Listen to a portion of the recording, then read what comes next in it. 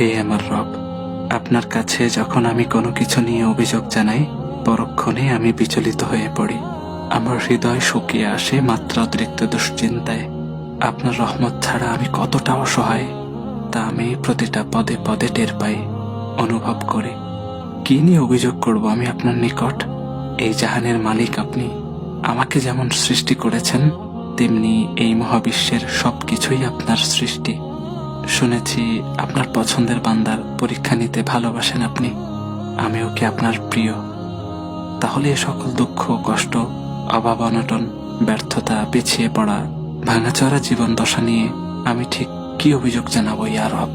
আপনার দয়া, আপনার করুণা ছাড়া আমি বিধ্বস্ত হয়ে পড়েছি, ভীষণ ক্লান্ত হয়ে পড়েছি ইয়া রব। আমি আশ্রয় চাই আপনার নিকট।